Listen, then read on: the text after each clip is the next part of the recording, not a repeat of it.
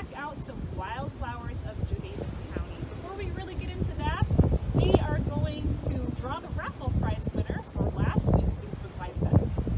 So last week's Facebook Live event was sponsored by the Feathered Nest in Galena, Illinois, and they have generously donated a really cool glass bird ornament. So let's draw our name. Okay. So, winner is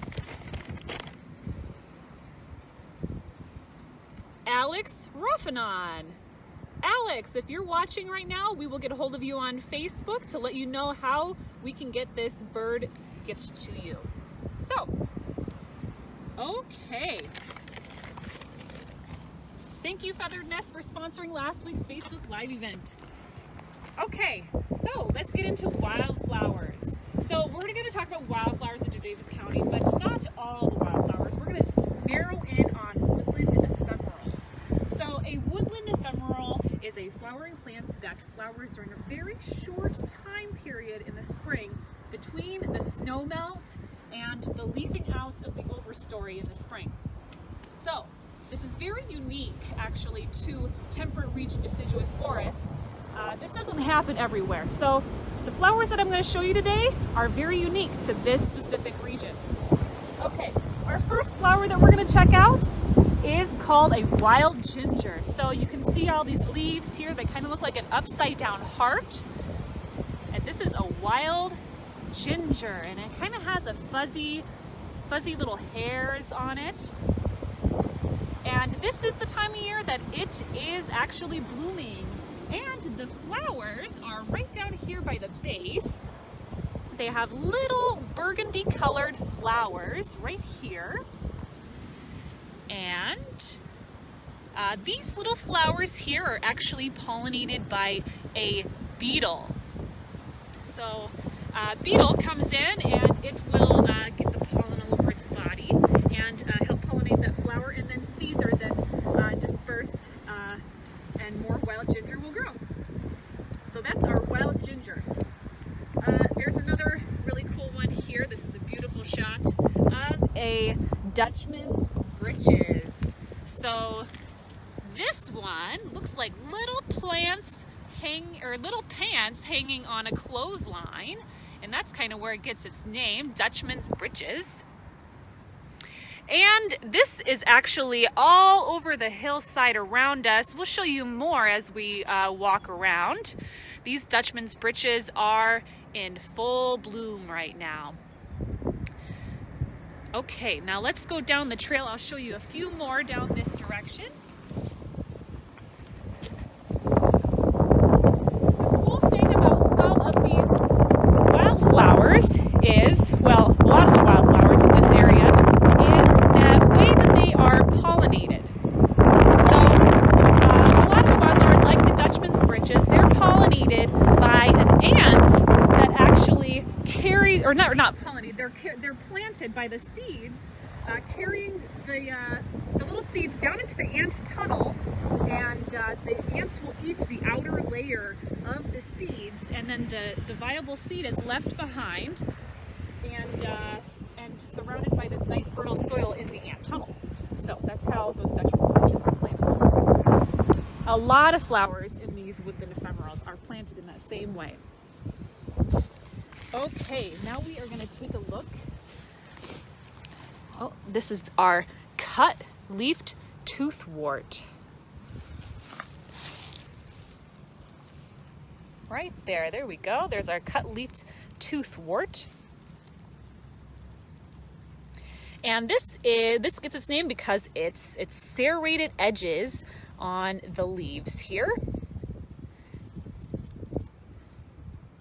And if you were to chew on the root of the flower, it would kind of have this tingly feeling in your mouth.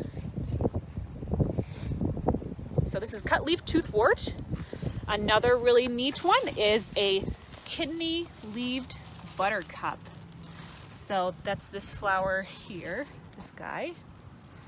There we go. He's kind of a yellow one. There we go. Kidney-leaved buttercup. gets its name from its kidney-shaped leaves, just like that. Okay, now let's check out this one up here.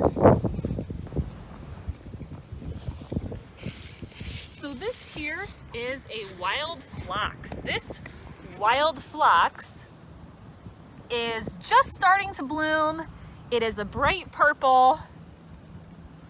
There we go. It's a bright purple. There we go. And it is just starting to bloom. This one here happens to be in a very sunny spot where it was kind of ahead of everything else. And looks like it has its first full bloom, and its rest of its buds are just getting ready to bloom there. This is wild phlox. Pretty soon, these phlox will be lighting up the whole hillside here.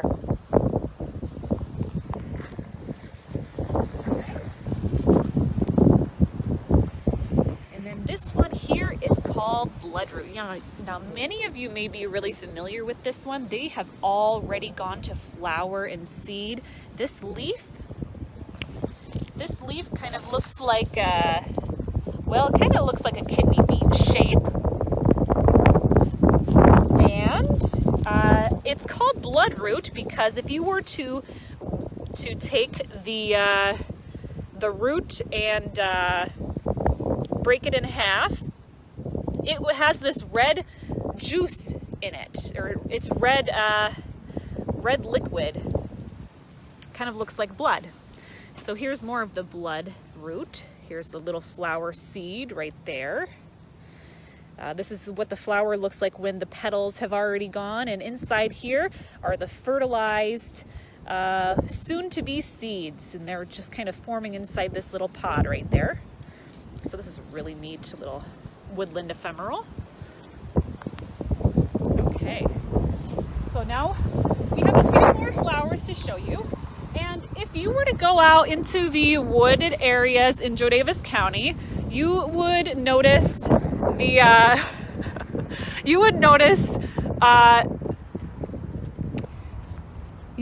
that they're very sensitive. They don't grow in areas where, let's say, there's a deer trail or somewhere where you frequently walk. They are very sensitive plants. So if you're walking around, make sure that you're not stepping on top of the plants. Kind of find a spot nearby to step on so you don't squish any of the pretty little flowers. Okay, so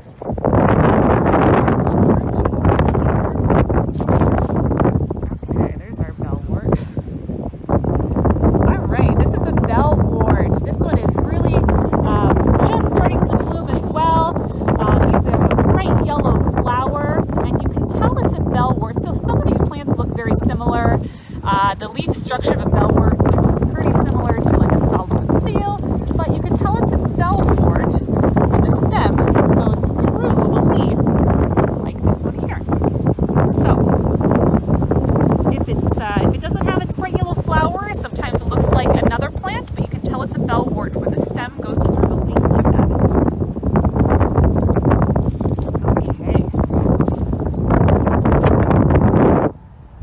Alright, so I have a couple more to show you. There we go. Okay. Sorry, technical issues. Okay. Alright. Oops. Sorry, there we go. Okay.